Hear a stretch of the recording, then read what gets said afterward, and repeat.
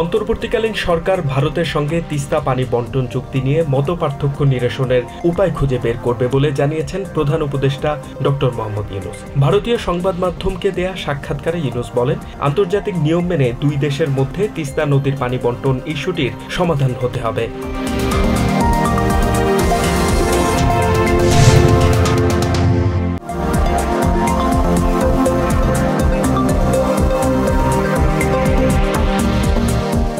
জনগণের হাতে ক্ষমতা ফিরিয়ে দিতেই শিক্ষার্থীরা আন্দোলন করেছে বলে মন্তব্য করেছেন বিএনপির সিনিয়র যুগ্ম মহাসচিব রুহুল কবির রিজভী। তিনি আরো বলেন, জনগণই ঠিক করবে কারা আগামীতে ক্ষমতায় আসবে।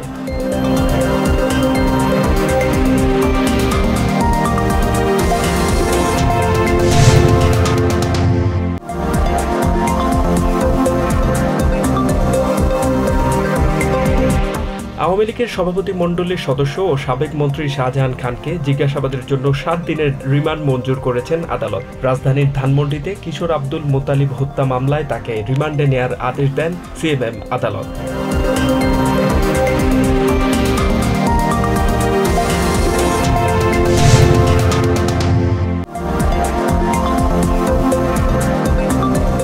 আন্তঃসীমান্ত নদীতে আন্তর্জাতিক আইন লঙ্ঘন করে বাঁধ নির্মাণের প্রতিবাদে ত্রিপুরার ডুম্বুর বাঁধ অভিমুখে লং মার্চ কর্মসূচি পালন করেছে ইনকিলাব মঞ্চ। শুক্রবার রাজধানীর শাহবাগ থেকে শুরু হয় এই লং মার্চ। লং মার্চটি কুমিল্লায় পৌঁছানোর পর বিকেলে টাউন হল মাঠে জনসমাবেশ অনুষ্ঠিত হয়।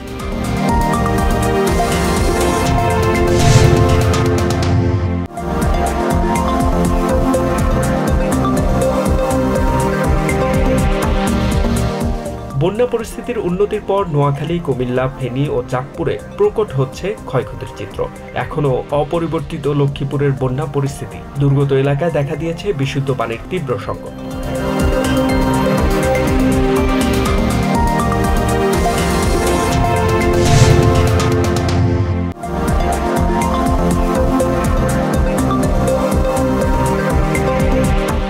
ভারতের পানি আগ্রাসনের প্রতিবাদে ফেনীতে স্ট্রাইক ফর জাস্টিস কর্মসূচি পালন করেছে বন্যা দুর্গতরা। নাগরিক সমাজ, পরিবেশ ও জলবায়ু বিশেষজ্ঞরা এতে অংশ নেয়। শুক্রবার ফেনী শহীদ মিনারের সামনে এই কর্মসূচির আয়োজন করা হয়।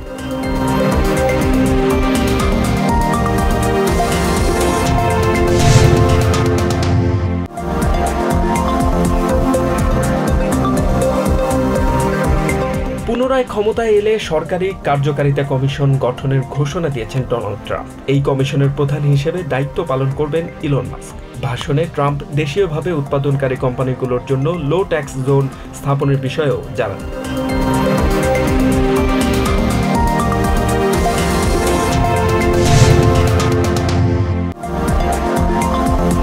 New York city police commissioner সহ অ্যাডামস প্রশাসনের 4 সদস্যের বিরুদ্ধে তল্লাশি চালিয়েছে এফবিআই। সূত্রের বরাত দিয়ে এ তথ্য নিশ্চিত করেছে সংবাদ মাধ্যম নিউ ইয়র্ক ওয়ান। বুধবার সকালে ডেপুটি মেয়র শিনা রাইট এবং সিটি ডেপুটি মেয়র ফিলিপ ব্যাংকসের বাড়িতে তল্লাশি অভিযান চালানো হয়। এছাড়া পুলিশ কমিশনার এডওয়ার্ড ক্যাবেন ও টিম পিয়ারসনের বাড়িতেও অভিযান চালিয়েছে এফবিআই।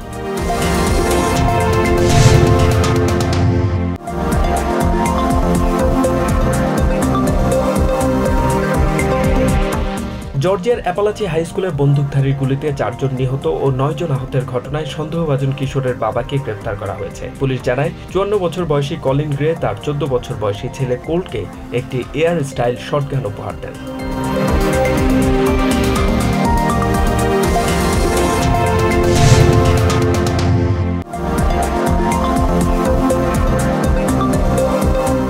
আফ্রিকার দেশ কেনিয়ার এক স্কুলের ডরমিটরিতে অগ্নিকাণ্ডে অন্তত 17 জন নিহত হয়েছেন। এই ঘটনায় আহত হয়েছেন আরও 14 জন। দগ্ধ অবস্থায় হাসপাতালে নেওয়া হয়েছে অন্তত 11 জনকে। দেশটির নাইরি কাউন্টির হিলসাইড এনদারাসা একাডেমিতে বৃহস্পতিবার রাতে এই ঘটনা ঘটে।